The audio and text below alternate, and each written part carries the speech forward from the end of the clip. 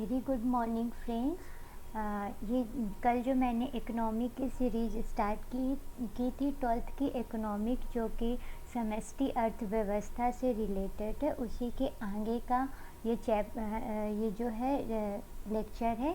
और ये भी ग्लॉसरी से ही रिलेटेड है। इसमें जो ग्लॉसरी में इम्पॉर्टेंट इकोनॉमी के टर्म्स दिए हुए हैं उन्हीं को मैं यहाँ अभी एक्सप्लेन कर रही हूँ। ये बहुत ही इम्पॉर्टेंट टर्म्स है, प्लीज़ आप केयरफुली इनको बहुत अच्छे से समझने की कोशिश करिएगा, क्योंकि यदि आप इन टर्म्स को बहुत अच्छे से समझ लेते हैं तो आगे जो चैप्टर स्टार्ट होंगे उन्हें आप बहुत ईज़िली समझ लेंगे और बहुत ईज़िली वो कंप्लीट हो जाएंगे। तो ये ग्लॉसरी पार्ट बहुत ही इम्पॉर्टेंट पार्ट है एनसीईआरटी का, जो ये नई एनसीईआरटी आई उसमें दिया हुआ है। ये बहुत ही इम्पॉर्टेंट पार्ट है, प्लीज़ केयरफुली आप इसे लीजिएगा। ओके, चलिए स्टार्ट करते हैं। Cash reserve ratio. Cash reserve ratio है नगद आरक्षित अनुपात। इसका मतलब ये होता है कि जो व्यावसायिक बैंक होते हैं, एक व्यावसायिक बैंक मतलब कमर्शियल बैंक, जैसे कि एसबीआई हो गया, सिंडिकेट बैंक हो गया, इलाहाबाद बैंक हो गया, और भी बैंक हो गए, जितने भी बैंक है कमर्शियल बैंक है, तो ये अपना क्या करते हैं, रिज़र्व रखते हैं। ठीक है, कैश का रिज़र्व रखते हैं। तो ये अपना रिज़र्व उस समय के लिए रखते हैं कि यदि कोई ऐसा टाइम आ जाता है कि जब इनको बहुत ज़्यादा घाटा होता है, तो रिज़र्व बैंक जो हमारा है भारत से इंडियन का जो रिज़र्व बैंक है, सेंट्रल हमारा जो रिज़र्व बैंक है, जो पूरे देश के बैंक पे कंट्रोल रखता है, तो वो जितने भी कमर्शियल बैंक हैं उन सब के लिए एक सीआरआर डिसाइड करता है, कैश रिज़र्व रेशियो डिसाइड करता है कि आपकी जितनी भी आमदनी होती है, जितना भी आपको मतलब आपकी सेविंग है, जितना भी आपको प्रॉफिट होता है, उसमें से कुछ परसेंट आप सीआरआर मतलब नगद आरक्षित अनुपात के रूप में रखेंगे उस समय के लिए कि यदि कभी आपके बैंक को बहुत ज़्यादा घाटा होता है, तब आप उस रुपए का यूज कर सकें अपने उस घाटे की भरपाई के लिए। ठीक है, तो एसएलआर सीआरआर ये दोनों जो है, ये आपका जो केंद्रीय बैंक है, जो भारतीय रिजर्व बैंक है, वो इसे डिसाइड करता है सभी कमर्शियल बैंक के लिए कि आप इसे जो है अपने जितनी भी आपकी सेविंग है उसमें से कुछ परसेंट आप सीआरआर मतलब कैश रिजर्व रेशियो या नगद आरक्षित अनुपात के रूप में सेव रखेंगे, या एसएलआर तो अभी यहाँ नहीं है, उसके रूप में सेव रखेंगे आपके फ्यूचर में कोई भी ज़रूरत आने के लिए, तब आप उस पैसे का यूज कर सकें। तो ये सभी कमर्शियल बैंक के लिए जो है मैंडेटरी होता है, उनको ये रखना ही होता है, जितना परसेंट आपकी आरबीआई डिसाइड करती है। ठीक है, टोटल जितनी उनकी इनकम है उसका जितना परसेंट आरबीआई डिसाइड कर देती है। ठीक है, फिर आपका सर्कुलर फ्लो ऑफ इनकम मतलब आय का वर्तुल प्रवाह। इनकम का सर्कुलर फ्लो कैसे होता है, जो हम इनकम आती है हमारे घर में या जो देश को इनकम होती है, तो इसका एक सर्कुलर फ्लो होता है। ठीक है, ये कहीं भी ब्रेक नहीं होता। जैसे ये ब्रेक हो जाएगी ना, तो हमारे देश को, किसी भी देश को बहुत घाटा हो। कैसे सर्कुलर फ्लो होता है, देखिए, जैसे कि आप कहीं फैक्ट्री में काम करते हैं, तो आपको फैक्ट्री में काम करते तो उसकी आपको पेमेंट मिलती है। आप उस पेमेंट का क्या करते हैं, आप मार्केट जाते हैं, मार्केट में कोई सामान खरीदते हैं। ठीक है, तो वो सामान आप घर में ले, और जो आपको पेमेंट मिली उसी का तो आपने सामान खरीदा ना, तो वापस वो आपकी पेमेंट उस सामान को खरीदने में खर्च हुई। जो वो दुकानदार है जिसने आपको सामान दिया, वो भी तो है होल सेलर से सामान खरीदता होगा, जहाँ से वो लेके आया, फिर उसने आपको दिया, तो जो आपने पेमेंट उसको दी, उसमें से वो अपना जो भी उसका फ़ायदा प्रॉफिट है, जो भी जैसा है, निकाल के अपना वो सामान खरीदने में उस पैसे को खर्च करता है। ठीक है, फिर होल सेलर वाला जो है, ये कहाँ जाता है, जो फैक्ट्री है जहाँ से वो सामान लेके आता है, तो वो उसी पैसे का यूज़ वहाँ ले जाके करता है और वहाँ से फैक्ट्री से सामान लेके आता है। फैक्ट्री वाला क्या करता है, जो किसान है जहाँ से वो रॉ मटेरियल लेता है, तो वहाँ जाके उस पैसे को देता है और वहाँ से उस रॉ मटेरियल को खरीदता है। फिर रॉ मटेरियल वाला क्या करता है, उस रॉ मटेरियल को उत्पादित करने के लिए, जैसे कि आपके घर में कोई किसान है, तो किसान क्या कर रहा है, गेहूं का उत्पादन कर रहा है, तो गेहूं का उत्पादन करने के लिए उसको गेहूं चाहिए, उसको खाद चाहिए, पानी चाहिए, सब कुछ चाहिए, तो इन सब में भी तो पैसे लगते हैं। तो इन सब में वो खर्चा करता है। इस तरह जो है इकोनॉमी का क्या होता है, सर्कुलर फ्लो होता है। मतलब कि पैसे जो आपको मिल रहे हैं वो आपके पास ही नहीं रुके रहते, वो वापस वहाँ चले जाते हैं जहाँ से वो आए हुए होते हैं। मतलब ये जो सर्कल है, एक सर्कल में ये फ्लो चलता रहता है, जहाँ से ये स्टार्ट होता है वापस वहीं जाता है, फिर वहीं से स्टार्ट होता है फिर वापस जाता है। मतलब कि ये जो है सर्कुलर फ्लो में इनकम होती है, ठीक है। जो भी इनकम होती है, जो आय होती है, वो एक सर्कुलर फ्लो में होती है, ठीक है। तो वही यहाँ लिखा हुआ है, जिसके अनुसार किसी अर्थव्यवस्था में उत्पादित वस्तुएं या सेवाओं का कुल मूल्य एक सर्कुलर पाथ पे गमन करता है। मतलब सर्कुलर जो वे है, वर्तुल पथ है, उस पे वो चलता है, और यह प्रवाह या तो कारक अदायगी है या वस्तुओं सेवाओं पर व्यय अथवा समस्त उत्पादन के मूल्य के रूप में होता है। जो मैंने आपको भी समझा दिया वही लिखा हुआ है, ठीक है। फिर आपका कंज्यूमर ड्यूरेबल। कंज्यूमर ड्यूरेबल का मतलब होता है ऐसी उपभोक्ता की वस्तुएं, मतलब कि जो हम उपभोक्ता हैं, हम और आप सब कंज्यूमर है, ठीक है। तो ऐसी उपभोक्ता की वस्तुएं जो अति शीघ्र नष्ट नहीं होती हैं, वो कंज्यूमर ड्यूरेबल होती है। अब देखिए हमारे कंजप्शन की कौन कौन से गुड्स हैं, कौन कौन से जैसे कि आपके घर में ही होगा कुर्सी, टेबल, फ्रिज, ठीक है, दूध, ठीक है, गेहूँ, चावल और सब्जियां, फल, ठीक है। तो ये सारे गुड्स जिनको हम कंज्यूम करते हैं, हम कंज्यूमर हैं तो हम उन्हें कंज्यूम करते हैं, ठीक है। तो ये सारी गुड्स क्या हैं, कंज्यूमर के यूज़ की हैं, ठीक है, जिन्हें हम अपनी इमीडिएट नीड को पूरा करने, अभी तुरंत की आवश्यकताओं को पूरा करने के लिए हम इनका यूज़ करते हैं। इनमें से दो प्रकार की होती हैं, एक क्या होती है, ड्यूरेबल होती है, मतलब कि कंज्यूमर ड्यूरेबल मतलब कि जो टिकाऊ होती है, जो काफ़ी समय तक नष्ट नहीं होती, और एक जो होती है वो तुरंत ही नष्ट हो जाती है। जैसे आपके फ्रूट्स और वेजिटेबल है, ये ड्यूरेबल, ये कंज्यूमर ड्यूरेबल गुड्स नहीं है, ठीक है, क्योंकि ये आपके क्या है, दूध है, अभी आपने कर लिया है और अभी वो यदि आपने उसको पकाया नहीं, अच्छे से उसको रखा नहीं, तो वो कल तक में ख़राब हो जाएगा, रात तक में ख़राब हो जाएगा, शाम तक में ख़राब हो जाएगा। सब्जियाँ आपकी ज़्यादा दिन नहीं चलती, 1 से 2 दिन फ्रेश रहती हैं, अच्छी रहती, फिर उसके बाद ख़राब होने लगती। फ्रूट्स आपके ख़राब होने, तो ये सारे जो गुड्स हैं ये हम कंज्यूम तो करते हैं, लेकिन ये ड्यूरेबल नहीं है, टिकाऊ नहीं है, ये काफ़ी समय तक नहीं रहते हैं, ठीक है। लेकिन यदि आपने कोई फ्रिज ख़रीदा है, उसे भी तो हमने ख़रीदा है ना, अपने उपयोग के लिए ख़रीदा है, अपनी आवश्यकताओं को पूर्ति के लिए ख़रीदा, और इमीडिएट नीड के लिए हमको ठंडा पानी चाहिए, कैसे पाएंगे, तो हमको फ्रिज में रखते हैं तो हम पाते हमारी सब्जियां ख़राब ना हो, इसके लिए हमने फ्रिज ख़रीदा है, हमारा कोई सामान ना ख़राब हो, ठीक है। तो लेकिन फ्रिज क्या तुरंत ख़राब हो जाता है, नहीं, कई सालों तक आपका फ्रिज चलता रहता है, उसमें कोई भी ख़राबी नहीं आती, कई कई साल तक रहा आता है, ठीक है।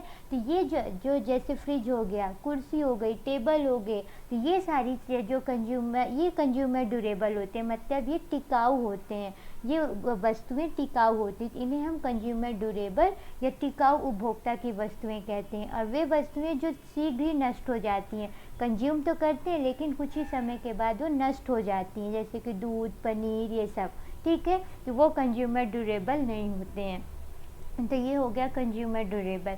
फिर देखिए consumer price index. Consumer price index, ये जो इंडेक्स वगैरह होती है गवर्नमेंट रिलीज़ करती है, ठीक है। तो कंज्यूमर प्राइस इंडेक्स का मतलब होता है जो कंज्यूमर यूज़ करता है, ठीक है, जो कंज्यूम करता है। जैसे हम सर्विस लेते हैं और हम सर्विस हो गया, ठीक है, और सर्विस के साथ साथ हम गुड्स लेते हैं। सर्विस का मतलब जैसे कि हम हॉस्पिटल सर्विस ही ना मिल रही है, एजुकेशन, ये सारी सर्विस है, ठीक है, इनका हम यूज़ करते हैं। हम हॉस्पिटल जाते हैं तो जब हम बीमार होते हैं तो हम हॉस्पिटल जाते हैं, तो वहाँ हमारा क्या होता है, हमारी केयर होती है, हमारा चेकअप होता है, हेल्थ चेकअप होता है, तो वो हमें सर्विस प्रोवाइड कराते हैं, डॉक्टर सर्विस दे रहे हैं, हमें ठीक कर रहे हैं, ठीक है। तो ये सर्विस हो गई, ठीक है, जिन्हें हम लेते हैं। और जैसे कि और जो सामान्य गुड्स है जिन्हें हम कंज्यूम करते हैं, जैसे कि अभी मैंने आपको बताया जो ड्यूरेबल, जो टिकाऊ वस्तुएं हैं, जो टिकाऊ वस्तुएं नहीं है वो, ठीक है। तो ये चीज़ हो गई। तो इन दोनों का औसत जो उपभोक्ता यूज़ करता है, जिन सेवाओं का यूज़ करता है, जिन गुड्स या सामान का यूज़ करता है उपभोक्ता, जो उपभोग करता है जिन सेवाओं का, वस्तुओं का, ठीक है, तो उनका जो औसत होता है वही होता है कंज्यूमर प्राइस इंडेक्स, ठीक है। उसके औसत को लेके इस इंडेक्स को बनाया जाता है, इस सूचकांक को तैयार किया जाता है और इसी सूचकांक के आधार पे महंगाई जो है निकाली जाती है। जैसे आप न्यूज़पेपर में, न्यूज़ में सुनते होंगे, अभी हमारे देश की महंगाई इतने परसेंट है, हमारे देश में बहुत ही महंगाई चल रही, इन्फ्लेशन बहुत ज़्यादा है। तो वो यही चीज़ है, यही जो कंज्यूमर प्राइस इंडेक्स है, मतलब कि कंज्यूमर कितना ज़्यादा किसी चीज़ को कंज्यूम कर रहा है और उसमें उसका कितना ज़्यादा इनकम उसकी खर्च हो रही है, ठीक है, उसके अकॉर्डिंग जो है ये सूचकांक तैयार किया जाता है, ठीक। जैसे कि अभी मान लीजिए पहले दूध जो मिलता था, मान लीजिए 20 रुपए का मिलता है आधा किलो, ठीक है, आपका जो भी है अमूल जैसे फॉर एग्ज़ाम्पल आप हाफ केजी आपका मिल रहा है 20 रुपीज़ का, कोरोना के पहले, लॉकडाउन के पहले। और मान लीजिए अभी लॉकडाउन लग गया, सारी जगह से अब मिल्क का प्रोडक्शन जो है हो तो रहा है लेकिन वो पहुंच नहीं पा रहा, उसकी वजह से जो आपके दुकानदार हैं तो वो क्या करेंगे, उसका प्राइस बढ़ा देंगे, ठीक है, क्योंकि उनके पास तो नहीं आ रहा और डिमांड तो बहुत ज़्यादा बढ़ गई है उसकी, तो वो उसका प्राइस बढ़ा देंगे। तो ये जो प्राइस बढ़ गया, ठीक है, तो जब इंडेक्स अभी टाइम का तैयार किया जाएगा तो उसमें ये देखा जाएगा कि उस पर तो दूध का जो प्राइस है वो बढ़ गया, मतलब महंगाई बढ़ गई है, ठीक है। तो इस तरह जैसे कि हॉस्पिटल की सेवाएं बढ़ जाएं, ठीक है, आप जो भी सेवाएं, डिलीवरी चार्ज बढ़ जाए, अभी डिलीवरी चार्ज बढ़ जाए क्योंकि कोरोना है तो बोल देंगे हम आपके घर में सर्विस देने आएंगे ही नहीं, जब आप ज़्यादा पैसे देंगे तो हम आपके घर में कोई भी सर्विस देने आएंगे, ठीक है, तो वो प्राइस बढ़ा दे। तो ये सब जो है इनका एक औसत, जैसे आप मैथ में पढ़ते होंगे ना, एवरेज निकालते हैं, जैसे कि 4-5 संख्याएं दी हुई हैं और उनका औसत निकालना है, तो सभी संख्याओं का जोड़ दें और जितनी संख्याएं हैं उनका जोड़ के, जितनी संख्याएं उसका उससे डिवाइड कर देते तो आपका औसत निकल आता। उसी तरीके से इसमें भी औसत निकाला जाता है, जो भी हम सेवाएं और वस्तुओं का उपभोग करता है उपभोक्ता, उसमें उसका कितना खर्च हो रहा है, ठीक है, तो उसको निकाल के एक सूचकांक जारी किया जाता है और इसी के हिसाब से महंगाई डिसाइड की जाती है। तो ये कहते हैं कंज्यूमर प्राइस इंडेक्स, ठीक है।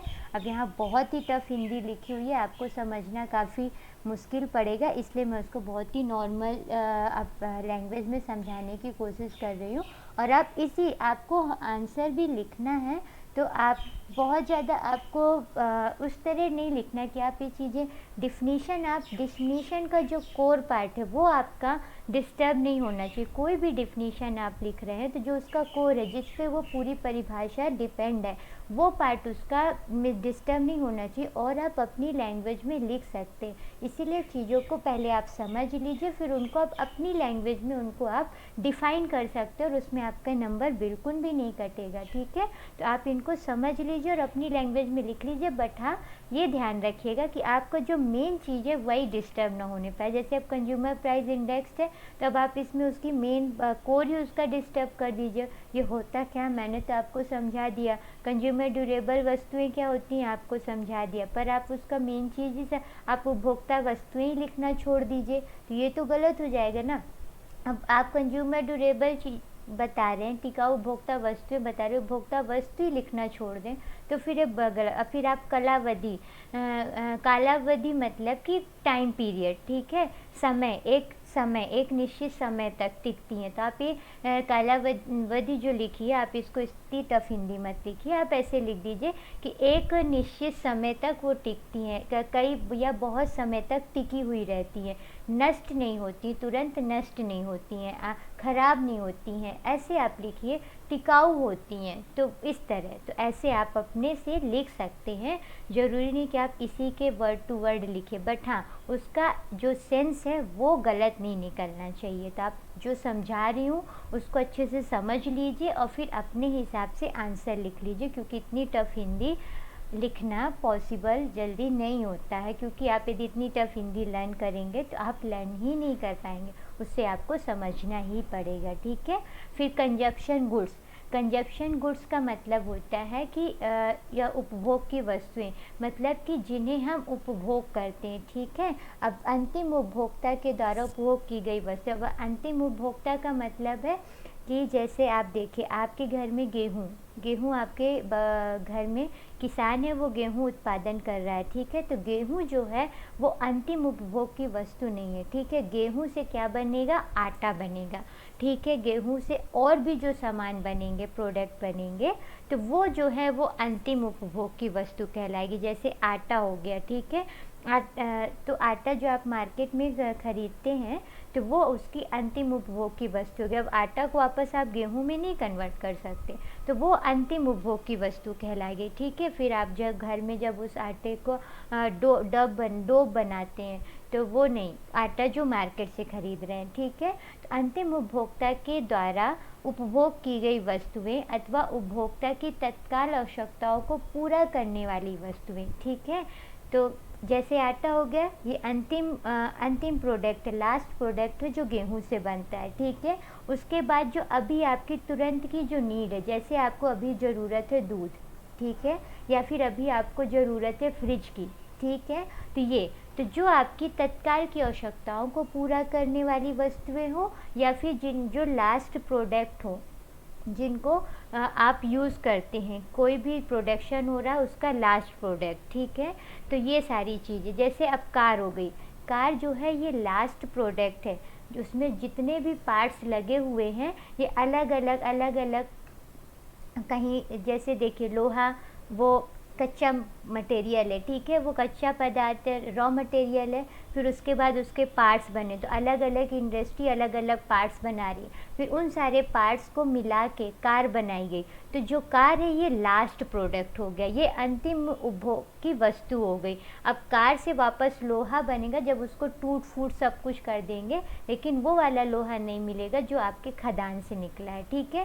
तो इस तरह तो कार आपका अंतिम प्रोडक्ट हो गया, अंतिम उपभोग की वस्तु हो गई, ठीक। तो उपभोग की वस्तुएं क्या कहलाती हैं, जो अंतिम उपभोक्ता के द्वारा उपभोग की गई वस्तु होगी। जैसे कि कार, आप जो कार का यूज कर रहा है वो अंतिम उपभोक्ता हो गया, ठीक है, क्योंकि कार के बाद कोई और चीज़ नहीं बनेगी, कार एक लास्ट प्रोडक्ट हो गया, ठीक।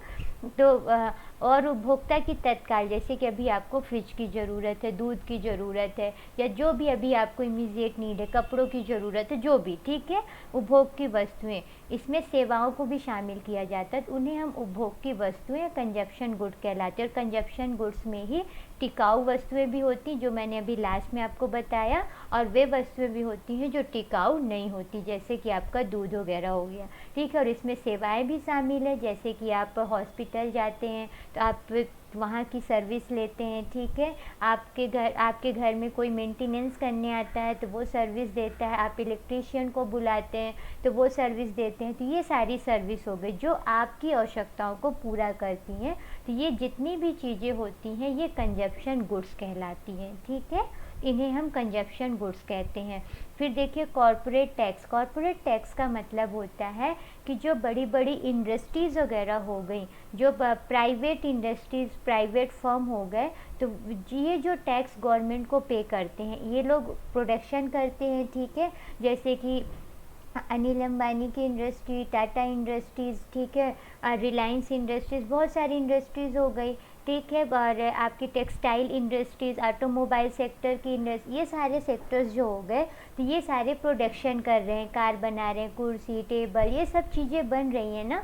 तो इन सब चीज़ों को बनाते हैं तो उनको जो भी प्रॉफिट होता है उस प्रॉफिट पे गवर्नमेंट क्या लगाती है, टैक्स लगाती है। क्यों? क्योंकि वो हमारे देश में हमारी ज़मीन का यूज़ करके, हमारे देश के रॉ मटेरियल का यूज़ करके वो प्रोडक्शन कर रहे हैं, प्रॉफिट पा रहे हैं, तो उसमें तो गवर्नमेंट टैक्स लगाएगी, क्योंकि तो उससे गवर्नमेंट को इनकम होगी। तो वो जो टैक्स होता है उसी को कॉरपोरेट टैक्स या निगम कर कहते हैं। मतलब कि जो इंडस्ट्रीज, जो प्राइवेट फर्म है, ठीक है, तो इनके द्वारा जो कर गवर्नमेंट को दिया जाता है, या जो इनके ऊपर गवर्नमेंट के द्वारा जो कर लगाया जाता है उसे कॉरपोरेट टैक्स या निगम कर कहते हैं, ठीक है। यहाँ लिखा है ना, निजी क्षेत्र के फर्म, ठीक है।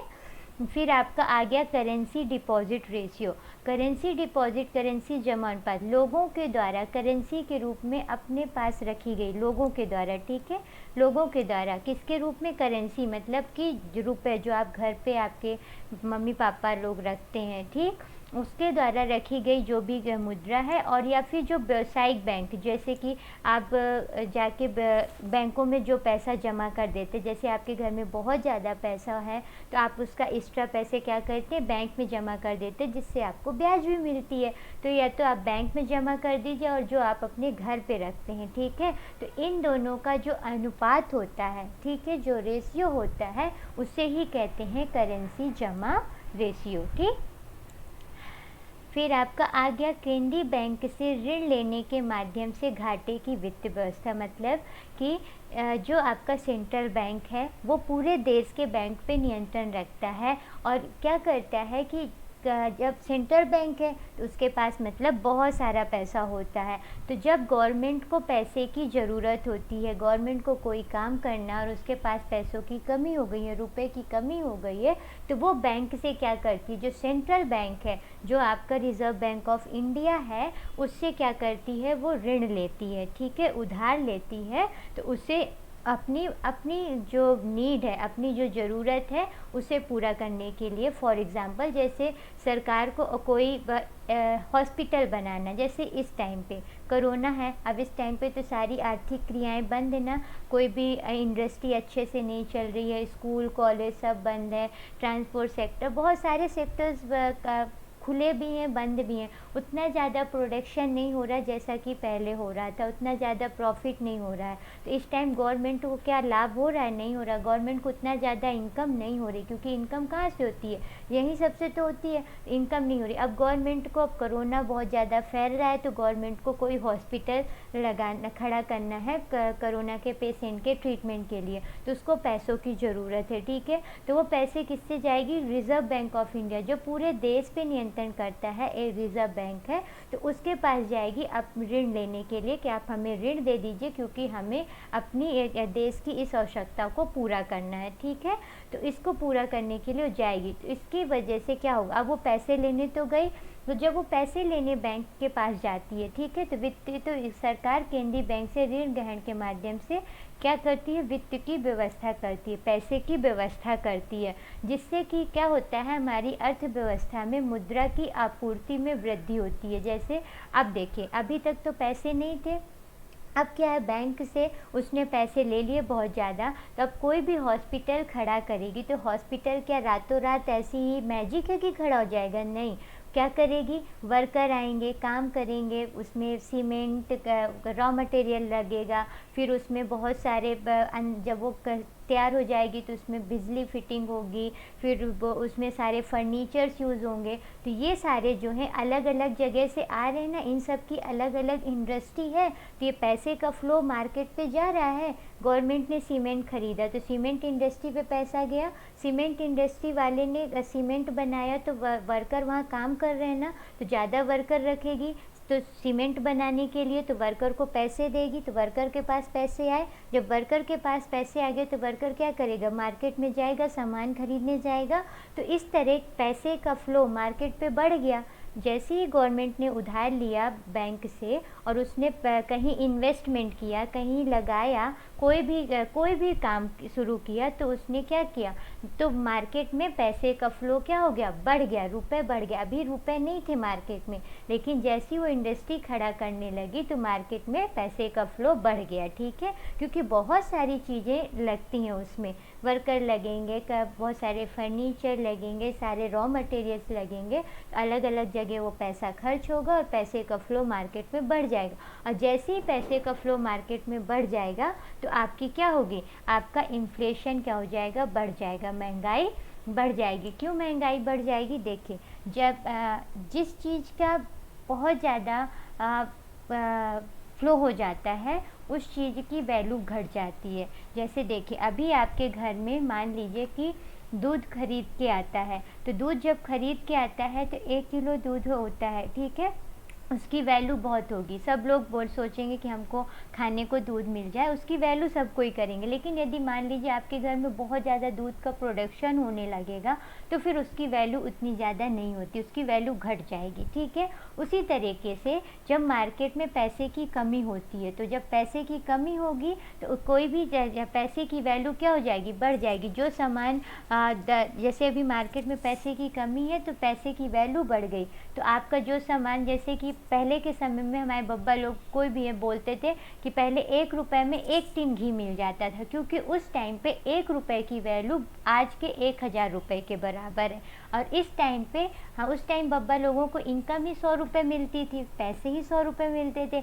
लेकिन इस टाइम पे आपकी पेमेंट क्या है, बढ़ गई है। अब 20,000, 30,000, 40,000, 50,000 पेमेंट ही मिलती है, तो पैसे की वैल्यू क्या हो गई, घट गई है। तो पैसे जब वैल्यू घट गई तो मार्केट में क्या है, वही सामान जो कि पहले 1 रुपए में मिलता था अब 100 रुपए में मिलने लगा, ठीक है। तो महंगाई बढ़ गई ना, इसी को बोलते हैं महंगाई का बढ़ना। तो जैसे ही गवर्नमेंट ने उधार लिया रिज़र्व बैंक ऑफ इंडिया से, और कई लाख करोड़ रुपए उधार लिए, और उससे उसने कहीं कोई रोड बनाना शुरू किया, या फिर कोई हॉस्पिटल या कोई इंडस्ट्री या कोई एजुकेशन का कोई चीज़ स्टार्ट किया, कुछ भी स्टार्ट किया, तो मार्केट में पैसे का फ्लो बढ़ गया, पैसे बहुत ज़्यादा आने लगे, तो पैसे की वैल्यू बढ़ गई, जिससे कि क्या हो गई, महंगाई बढ़ गई। पैसे की वैल्यू क्या है, घट गई।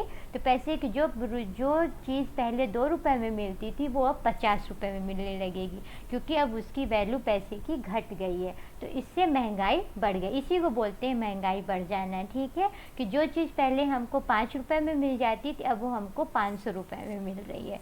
तो ये होती है महंगाई का बढ़ जाना। तो जब भी मार्केट में पैसे का फ्लो बढ़ जाता है तो आपका क्या करता है, महंगाई को वो बढ़ा देता है, क्योंकि रुपए की वैल्यू घट जाती है, ठीक है। तो ये कहलाता है। फिर आपका डिप्रिसिएशन, डिप्रिसिएशन या मूल्यह्रास का क्या मतलब होता है। अब जैसे देखिए, फॉर एग्जांपल, इसका मतलब कि कोई भी पूंजी स्टॉक में एक टाइम पीरियड के बाद उसके टूट फूट अथवा उसका अवक्षय हो जाना। मतलब कि जैसे आपका मान लीजिए आपने एक कुर्सी, एक चेयर ही खरीदी, ठीक है। चेयर भी आपकी एक पूंजी हुई, आपने उसको खरीदा, सामान है जो कि काफ़ी टाइम तक के लिए रहेगा। लेकिन आप क्या, अभी नई चेयर आएगी, उसमें शाइनिंग होगी, काफ़ी सुंदर दिखेगी, लेकिन एक समय 2-3 महीने या 1-2 साल के बाद वो चेयर क्या होगी, थोड़ा सा टूटने फूटने लगेगी, खरोच लग जाएगी या ख़राब हो जाएगी। तो जो चेयर अभी आपने 500 रुपये में ख़रीदी है, यदि मान लीजिए आप उसको 2 साल बाद बेचना चाहोगे, तो वही चेयर आप कितने में बेचोगे, 100 रुपये या 50 रुपये में कोई आपसे ख़रीदेगा। कोई आपको 500 रुपये में वो चेयर नहीं ख़रीदेगा जितने में आपने ख़रीदा था। तो उसका क्या, उसमें टूट फूट हो गई, उसमें उसकी वैल्यू घट गई।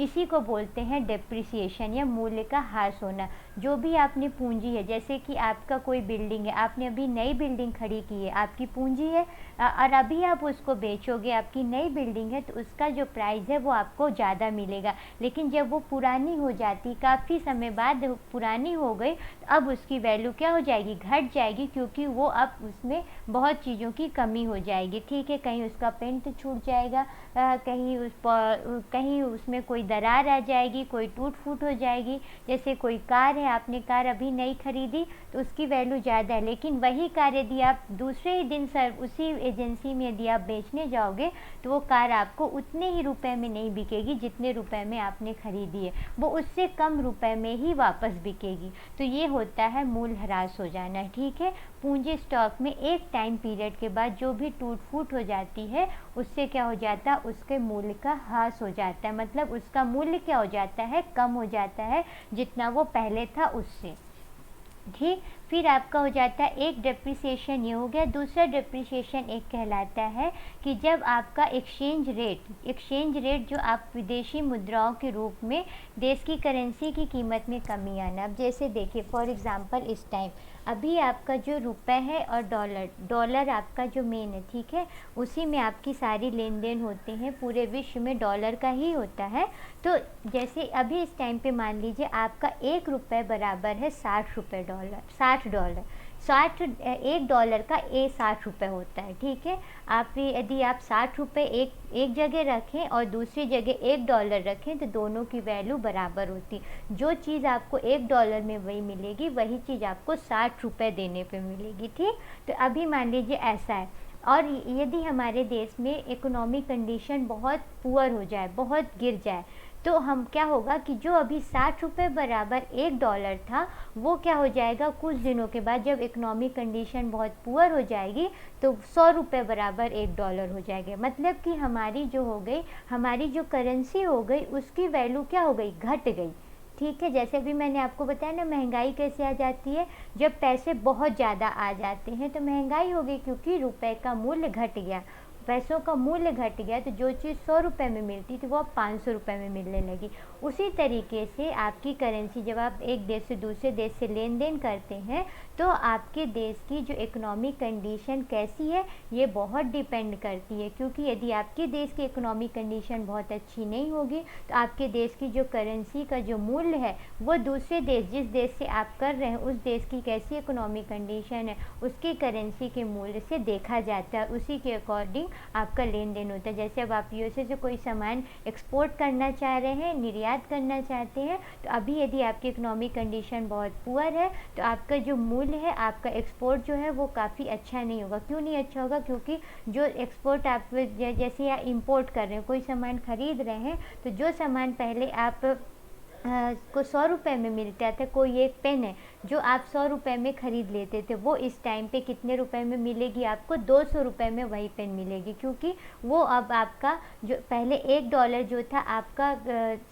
$60 के बराबर था, अब आपका $1 बराबर $100 हो गया, ठीक है, या $200 हो जाए, जो भी हो जाए। तो मतलब कि जो $1 में सामान पहले मिल जाता था जब आप $100 देते थे, अब आप $200 देंगे तो वही $1 का सामान मिलेगा। तो ये होता है कि आपकी करेंसी की कीमत का घट जाना, ठीक है, विदेशी मुद्रा के रूप में। तो इसको बोलते हैं डेप्रिसिएशन। एक डेप्रिसिएशन जो पूंजी में ह्रास हो जाना, उसी तरह आपकी करेंसी का ह्रास हो जाना। करेंसी के मूल्य, जो आपकी करेंसी है, जो आपके देश की करेंसी जो रुपए है, उसके मूल्य में कमी हो जाना, ठीक है, उसकी वैल्यू घट जाना, उसे भी बोलते हैं डेप्रिसिएशन या मूल्य ह्रास, ठीक। डिवैल्यूएशन या अवमूल्यन, इसका मतलब होता है कि आधिकारिक कार्रवाई के माध्यम से आपकी जो देशी करेंसी है उसकी कीमत को कम कर दिया जाए, ठीक है। इससे कभी फ़ायदा भी होता है और इससे नुकसान भी होता है, दोनों चीज़ें होती हैं, ठीक। तो ये जो है आधिकारिक कार्रवाई, मतलब इसमें गवर्नमेंट का रोल हो। पहले तो मूल्य का घट जाए, या जो महंगाई वगैरह बढ़ी है, देश की इकोनॉमिक कंडीशन है, उसके अकॉर्डिंग आपकी करेंसी का मूल्य घट जाए। लेकिन दूसरा एक रोल होता है जब आपका करेंसी को डिवैल्यूएट कर दिया जाता है, जान के उसका मूल्य घटा दिया जाता है, तो इससे क्या होता है, फ़ायदा भी होता है, नुकसान भी होता है, दोनों होता है, ठीक है। तो जान के आपके मूल्य को घटा दिया गया। क्यों घटा दिया जाता है जान के आपको मूल्य का, आपकी करेंसी के मूल्य को घटा दिया गया? क्योंकि देखिए, वही रोल है जो अभी आपको डिप्रिसिएशन में बताया, वही रोल है। जैसे देखिए, अभी आपके मूल्य को इसलिए घटा दिया गया क्योंकि आपका जो कोई भी जैसे करेंसी आपके मूल्य को कम कर दिया गया, तो डॉलर का मूल्य क्या हो जाएगा, बढ़ जाएगा। तो उससे क्या है, इन्वेस्टमेंट ज़्यादा होने लगेगी, ठीक है, क्योंकि डॉलर का प्राइस तो बहुत ज़्यादा बढ़ गया है, ठीक। तो इस एक्सपोर्ट और इम्पोर्ट में ये फ़ायदा करता है। अभी जब आपको आगे चैप्टर में पूरा अच्छे से एक्सप्लेन करूँगी, तब इसको आपको बहुत अच्छे से समझ में आ जाएगा। अभी समझाऊँगी तो आप नहीं समझ पाएंगे। तो इसमें एक्सपोर्ट इंपोर्ट में ही इसका रोल होता है डिवैल्यूएशन करने का। जैसे चाइना है, वो अपनी करेंसी को बहुत डिवैल्यूएट करके रखता है, बहुत ज़्यादा उसकी वैल्यू कम करके रखता है, जिससे कि उसके यहाँ जो है बहुत ज़्यादा क्या हो जाता है, इन्वेस्टमेंट बहुत ज़्यादा बढ़ जाता है, एक्सपोर्ट उसका बहुत ज़्यादा बढ़ जाता है। इसी वजह से बढ़ता है क्योंकि अपनी वो करेंसी को बहुत ज़्यादा डिवैल्यूएट करता है, उसके मूल्य को जानबूझकर घटा के रखता है, ठीक है। तो जो आधिकारिक कार्रवाई, मतलब जिसमें गवर्नमेंट का रोल हो, उसके द्वारा यदि मूल्य को, किसी देश की करेंसी के मूल्य को कम किया जाए, उसे डिवैल्यूएशन कहलाता है। बिना आधिकारिक कार्रवाई, अब देखिए आपको अवमूल्यन का डिफिनीशन लिखने को आया, आपने तो इसको समझ लिया कि डिवैल्यूएशन का मतलब क्या होता है कि करेंसी का मूल्य कम हो जाना। लेकिन यदि आप इसमें आधिकारिक कार्रवाई यदि नहीं लिखेंगे, ठीक है, कि आधिकारिक कार्यवाही के माध्यम से। बस आपने इतना लिख दिया कि डिवैल्यूएशन का मतलब होता है कि देश की जो करेंसी है उसकी कीमत में कमी हो जाए। तो ये आपका परिभाषा सही नहीं होगी, क्योंकि डिप्रिसिएशन का मतलब भी यही होता है। ठीक है, तो आपको अवमूल्यन में ये जो आधिकारिक कार्यवाही के माध्यम से, ये आपको लिखना बहुत इम्पॉर्टेंट है, क्योंकि इसमें अवमूल्यन के लिए गवर्नमेंट का रोल जरूरी है। यदि गवर्नमेंट का रोल नहीं होता तो वो अवमूल्यन नहीं कहलाता, डिवैल्यूएशन नहीं कहलाता है। ठीक है, तो इस तरह आपको परिभाषा में ध्यान रखना, आपको अपने टर्म्स लिखने हैं, अपने अकॉर्डिंग परिभाषा लिखनी है, लेकिन जो उसका मेन कोर पार्ट है उसे नहीं छोड़ना। जैसे यहाँ आधिकारिक कार्यवाही कोर पार्ट है, ये आपको नहीं छोड़ना है। डिवैल्यूएशन की परिभाषा में आधिकारिक कार्यवाही को आपको लिखना ही पड़ेगा। गवर्नमेंट लिख दीजिए, सरकार लिख दीजिए, पर आपको ये लिखना पड़ेगा। ठीक है, फिर double coincidence of a want, मतलब आवश्यकताओं का दुहरा संयोग। कैसे? ऐसी स्थिति जहां दो आर्थिक एजेंटों के पास एक दूसरे के अधिक उत्पादन के लिए पूरक मांग हो। अब पूरक मांग का मतलब कैसे होता है, जिसे कॉम्प्लीमेंट्री डिमांड भी बोलते हैं। मतलब कि जैसे देखिए, आपने कंप्यूटर खरीदा, ठीक है, तो कंप्यूटर खरीदेंगे तो कंप्यूटर खरीदते ही आप क्या खाली कंप्यूटर ऐसे ही डिब्बा रखेंगे तो क्या आपका सारा काम हो जाएगा? नहीं होगा। आपने जिस पर्पज़ के लिए कंप्यूटर ख़रीदा है उसके अकॉर्डिंग आपको सारे सॉफ्टवेयर भी तो डाउनलोड करने पड़ेंगे, तो वो सॉफ्टवेयर आपको परचेस करने पड़ेंगे, या तो आप उनको फ्री ऑफ कॉस्ट डाउनलोड करोगे, कुछ भी करोगे तो आप करोगे ना, तभी तो काम कर पाओगे। क्या खाली कंप्यूटर के डिब्बे पे काम कर पाओगे? नहीं। तो कंप्यूटर खरीदते ही दूसरी डिमांड क्या हो गई? सॉफ्टवेयर खरीदना। ठीक है, तो ये कहलाता है कॉम्प्लीमेंट्री डिमांड होना। ठीक, तो जब उत्पादन, क्या बोल रहा है कि दो आर्थिक एजेंटों के पास एक दूसरे के अधिक उत्पादन के लिए पूरक मांग हो, कॉम्प्लीमेंट्री डिमांड हो। जैसे कोई, अब ये एक आर्थिक एजेंट है जो कि कंप्यूटर का प्रोडक्शन करता है, कंप्यूटर बनाता है, ठीक है, एक दूसरा है जो कि सॉफ्टवेयर डेवलपमेंट करता है। ठीक, तो दोनों एक दूसरे के डिमांड को क्या करें, ये दोनों के पास पूरक मांग होनी चाहिए। दोनों जो कर रहे हैं तो उनके जैसे कि आप हैं तो आप खाली कंप्यूटर बस बनाते रहें और कोई सॉफ्टवेयर ना खरीदे, तो आपके कंप्यूटर जैसे कोई खरीदेगा सॉफ्टवेयर की डिमांड आ जाएगी। ठीक है, यदि कोई कंप्यूटर नहीं खरीद रहा तो सॉफ्टवेयर की डिमांड नहीं होगी। जैसे प्रिंटर ही हो गया, कोई प्रिंटर खरीद रहा है तो उसके कार्टिएज खरीदने की डिमांड बढ़ जाएगी, जिसमें कलर डालते हैं। ठीक है, बिना कलर के क्या प्रिंट हो पाएगा? पॉसिबल ही नहीं है। खाली प्रिंटर का क्या रोल? कोई रोल नहीं है। ठीक है, तो जो कलर वाली कंपनी है, इंडस्ट्री है, उसमें डिमांड बढ़ जाएगी जैसे ही प्रिंटर की डिमांड होगी, तो इसे बोलते हैं कॉम्प्लीमेंट्री डिमांड कहलाना। ठीक है, तो वह दोनों एक दूसरे उत्पादन के लिए पूरक मांग होती है, इसको बोलते हैं डबल कोइंसिडेंस ऑफ वांट्स, मतलब आवश्यकताओं का दोहरा संयोग। ठीक है, एक की आवश्यकताओं को दूसरी पूरी कर रही हो, दूसरे की आवश्यकता को पहली आवश्यकता पूरी कर रही हो, और दोनों एक दूसरे पे क्या हो? डिपेंड हो। दोनों यदि बहुत ज़्यादा उत्पादन हो रहा है तो उनकी जो पूरक मांग है वो एक दूसरे पे डिपेंड हो, तो ये कहलाता है। फिर आपका हो गया इकोनॉमिक एजेंट या यूनिट। इकोनॉमिक, यहाँ देखिए पूरक मांग, ये इम्पॉर्टेंट है। इकोनॉमिक एजेंट या यूनिट मतलब आर्थिक एजेंट, आर्थिक इकाइयाँ ऐसे व्यक्ति या संस्थाएं होती हैं जो क्या करती हैं? इकोनॉमिक डिसीजन लेती हैं, उन्हें ही हम क्या बोलते हैं? इकोनॉमिक आर्थिक एजेंट या आर्थिक इकाइयाँ कहते हैं। जो इंडस्ट्रीज़ खड़ा करते हैं, जो इंडस्ट्री लगाने के लिए डिसीज़न लेते हैं वो। फिर आपका क्या होगा? Effective demand principle. Effective demand principle, ये कीन्स की थ्योरी जो है, जब आप आगे पढ़ेंगे तो आपको कीन्स की थ्योरी है, उससे ये इफ़ेक्टिव डिमांड प्रिंसिपल आया है, मतलब प्रभावी मांग का सिद्धांत। जैसे कि मार्केट है, आपका मार्केट यदि बहुत ज़्यादा डाउन चल रहा है, इकोनॉमिक कंडीशन बहुत ज़्यादा डाउन चल रही है, तो आपको क्या करना पड़ेगा? मार्केट में डिमांड को बढ़ाना पड़ेगा। यदि मार्केट में डिमांड नहीं होगी तो प्रोडक्शन नहीं होगा, तो आपको डिमांड बढ़ाने के लिए क्या करना पड़ेगा? मनी सप्लाई बढ़ाना पड़ेगा। मनी सप्लाई कैसे बढ़ाएंगे? आपको लोगों को वेजेस देने पड़ेंगे, उनको पैसे देने पड़ेंगे। जैसे कि इस टाइम पे मार्केट में डिमांड बहुत कम गई है। क्यों कम गई है? क्योंकि लोगों के पास पैसे नहीं है। जो जितने भी वर्कर्स हैं, ठीक है, वो अपने घर चले गए कोरोना की वजह से, ठीक। अब उनके पास पैसे ही नहीं है, पैसे नहीं है तो क्या वो मार्केट में कोई सामान खरीदने जाएंगे? नहीं जाएंगे। तो इससे मार्केट में डिमांड जब घट गई, मार्केट में डिमांड घट गई, तो मार्केट प्रोडक्शन क्यों करेगा? जब डिमांड ही नहीं है तो कोई इंडस्ट्री प्रोडक्शन क्यों करेगी? तो बहुत सारी इंडस्ट्री इसीलिए घाटे पे जा रही है, क्योंकि मार्केट में डिमांड ही नहीं है। तो गवर्नमेंट से डिमांड की जा रही है कि आप डिमांड बढ़ाने की कोशिश करिए ताकि वापस इकोनॉमिक में बूस्ट आए। डिमांड बढ़ाइए, जैसे कि आप जनधन योजना है तो उसमें पैसे दीजिए, लोगों के पास पैसे पहुंचाइए, लोगों को पैसे दीजिए। जैसे कि अदर फॉरेन कंट्रीज़ हैं तो वो अपने वर्कर को पैसे दे रही हैं डिमांड को बढ़ाने के लिए, हर महीने उनको एक इनकम डिसाइड की है वो दे रही हैं, जिससे कि मार्केट में डिमांड बढ़े। जब पैसे हाथ में होंगे तभी तो हम सामान खरीदने जाएंगे, कंज्यूमर का जो है वो गुड्स खरीदने जाएगा, ठीक है, सर्विस लेने जाएगा।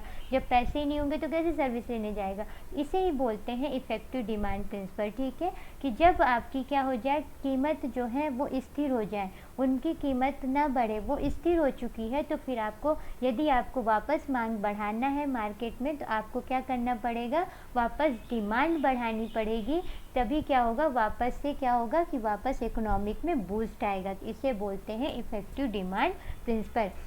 यदि अंतिम वस्तुओं की पूर्ति को अल्पकाल में स्थिर कीमत पर अनंत लोचदार मान लिया जाए, मतलब कि बहुत ही इलास्टिक हो गई हैं, बहुत ही चेंज हो सकती हैं, ठीक है, फ्रिक्वेंटली चेंज हो सकती हैं, तो समस्त निर्गत का निर्धारण केवल समस्त मांग के मूल्यों द्वारा होता है, ठीक है। जो मैंने आपको समझाया कि जो भी अब आप आउटपुट निकलेगा, जो भी होगा वो जितनी डिमांड होगी उसी के द्वारा होगा। जैसे जितनी डिमांड बढ़ेगी उसी के अकॉर्डिंग आपका प्रोडक्शन बढ़ेगा। यदि डिमांड नहीं होगी तो आपका प्रोडक्शन नहीं होगा। इसे ही बोलते हैं इफ़ेक्टिव डिमांड प्रिंसिपल।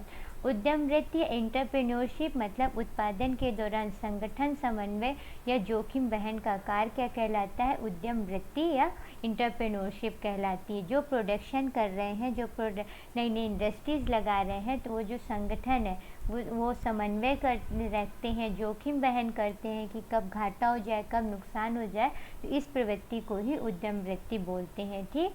फिर आपका हो गया expenditure method of a calculating a national income, मतलब कि जो आपकी राष्ट्रीय आय है, राष्ट्रीय आय को कैलकुलेट करने के लिए जो एक्सपेंडिचर मेथड होता है उसका यूज़ करना उसे कहते हैं राष्ट्रीय आय की गणना की व्यय विधि। इसमें क्या होता है, एक ये आपको मैं जब चैप्टर स्टार्ट होगा वहाँ इसकी पूरी एक डिटेल है उसको अच्छे से समझाऊंगी, बस आपको यहाँ ऐसे ही नॉर्मल बता रहे हैं, ठीक है। तो एक कालावधि में किसी अर्थव्यवस्था में उत्पादित वस्तुओं और सेवाओं के अंतिम व्यय के समस्त मूल्य की माप करके राष्ट्रीय आय की गणना करना, मतलब कि एक पीरियड, एक टाइम पीरियड, जैसे कि 1 ईयर का लिया जाता है, ठीक। एक टाइम पीरियड में किसी अर्थव्यवस्था में उत्पादित वस्तु और सेवाओं के लिए अंतिम व्यय, जो भी वस्तु और सेवा प्रोडक्शन हो रहा उसका अंतिम व्यय, मतलब कि जैसे गेहूँ आपका अंतिम नहीं है, आपका आटा अंतिम उसका प्रोडक्ट है, ठीक है, गेहूँ का, तो उसको लिया जाएगा, ना कि गेहूँ के प्राइस को लिया जाएगा, ठीक है, आटे के प्राइस को लिया जाए, तो इस तरह होता है। तो जो अंतिम व्यय होता है उसके समस्त मूल्य, उन सभी के प्राइस को माप करके देश की जो आय की गणना की जाती है कि देश की आय कितनी है, तो उसे ही बोलते हैं राष्ट्रीय आय की गणना एक्सपेंडिचर मेथड के थ्रू, मतलब कि व्यय विधि के थ्रू। जो अंतिम प्रोडक्ट है उसमें जितना कंज्यूमर व्यय कर रहा है, जितना कंज्यूमर का पैसा खर्च हो रहा है उसको लेने के लिए और उस सब को टोटल करके देश की राष्ट्रीय आय निकाली जाती है कि हमारे देश की नेशनल इनकम इतनी इस टाइम पे हो रही है, उसे बोलते हैं एक्सपेंडिचर मेथड के थ्रू आय की गणना करना, ठीक है, राष्ट्रीय आय की गणना करना 1 साल के अंदर, इसमें टाइम पीरियड होता है। तो इसमें आपका इम्पोर्टेंट टाइम क्या लिखेंगे आप, ये टाइम पीरियड एक निश्चित कालावधि में, ठीक है, ये आप इम्पोर्टेंट लिखेंगे। उत्पादित किसी वस्तु और सेवाओं के लिए अंतिम व्यय के समस्त मूल्य, अंतिम व्यय ये आपका इम्पोर्टेंट है, ये आपको नहीं छोड़ना परिभाषा में। अंतिम व्यय के समस्त मूल्य की माप करके जो राष्ट्रीय आय की गणना करना, इसे बोलते हैं अंतिम एक्सपेंडिचर मेथड। फिर एक्सपोर्ट, एक्सपोर्ट मतलब निर्यात क्या होता है, किसी देश की घरेलू वस्तुओं जो हमारे डोमेस्टिक प्रोडक्ट हैं, जिन्हें जो हमारे देश में ही उत्पादित हो रहे हैं, और जो सेवाएं हैं जो हमारे देश की सेवाएं हैं, ठीक है। तो इनका जैसे टेलीकॉम सेक्टर ये बहुत ज़्यादा रोल प्ले कर रहा है, ठीक है, बहुत ज़्यादा इनका यूज़ हो रहा है, ये सेवा है, ठीक। तो ये सेवाएं की बिक्री जब हम शेष विश्व में करते हैं, दूसरे देश को करते हैं, जैसे एमएनसी वगैरह, इंडिया के एमएनसी वगैरह में रोल बहुत ज़्यादा है, यहाँ पास इसकी सर्विस बहुत ज़्यादा है, ठीक है। और फिर जैसे यहाँ पास जैसे कि कोई दूसरे देश के लोग जो है हमारे यहाँ क्या लेने आए, हमारे यहाँ हेल्थ सर्विस लेने आए, ठीक। तो ये सब चीज़ें, तो ये निर्यात कहलाता है। मतलब कि जो हमारे देश का जो डोमेस्टिक प्रोडक्ट है, जैसे हमारे देश में मान लीजिए कि जैसे कि कोई कार, ठीक है, हमारे देश में वो बन रही है, हमारे देश की है, हम किसी दूसरे देश में उसको बेच रहे हैं, तो वो एक्सपोर्ट कहलाता है। हमारे देश में जो उत्पादन हो रहा है उसको किसी दूसरे देश, किसी भी वस्तु या सेवा का, उसे दूसरे देश में जब हम बेचते हैं, उसको देते हैं, उसे एक्सपोर्ट बोलते हैं। फिर आपका एक्सटर्नल सेक्टर, एक्सटर्नल सेक्टर का मतलब होता है किसी देश या शेष विश्व के बीच आर्थिक लेन देन को सूचित होता है, ठीक है, वो एक्सटर्नल सेक्टर कहलाता है, जो शेष विश्व के साथ जो हम लेन देन करते हैं। फिर एक्सटर्नलिस्ट क्या कहलाते हैं, वे लाभ हानि जो किसी दूसरे व्यक्ति या फर्म या किसी अन्य सत्ता को केवल कुछ व्यक्तियों के कारण प्राप्त हो रहा है, वो एक्सटर्नलिस्ट कहलाते हैं, ठीक। फिर आपकी फियाट मनी, फियाट मनी का मतलब होता है वह मुद्रा जिसकी कोई इंट्रिंसिक वैल्यू नहीं होती, आंतरिक मूल्य नहीं होता है, उसे फियाट मनी कहते हैं। जैसे कि आपके हाथ में अभी नोट है, सिक्का है, ठीक है, ये फियाट मनी है। क्यों? क्योंकि इसकी कोई इंट्रिंसिक वैल्यू नहीं है। जैसे आपका सिक्का है, यदि सिक्का आपका 2 रुपए का सिक्का है या 100 रुपये, तो जो उसमें लिखा हुआ 100 रुपये लिखा है, तो वो 100 रुपये का ही, वो 100 रुपये बस उसका मूल्य है, उस सिक्के का कोई खुद का मूल्य नहीं है। मान लीजिए यदि 100 रुपये को कोई मिटा दे, खरोच दे, हटा दे, अब आप उस सिक्के को जाएं बेचने के लिए जाएं, तो उसका कोई भी मूल्य नहीं है, उसका मूल्य आपको सिर्फ एक रुपये ही उसके एवरेज में मिल पाए, या फिर मान लीजिए आपको 1 रुपये भी ना मिल पाए, तो ये कहलाती फियाट मनी, जिसका खुद का कोई मूल्य नहीं है, जो उसमें लिखा हुआ है वही उसका मूल्य होता है, वो फियाट मनी कहलाती, जिसकी कोई आंतरिक मूल्य नहीं होता है, ठीक। जैसे पहले पुराने समय में क्या चलती थी, मुद्राएं जो चलती थी, सोने के, कॉपर, तांबे की मुद्राएं चलती थी, उनका खुद का वैल्यू था, उनका जितना उसमें लिखा हुआ उतना वैल्यू से ज़्यादा उनका खुद का। अब सोने की कोई मुद्रा है तो वो उसकी खुद की एक वैल्यू थी, ठीक है। यदि कोई उसके बाहर का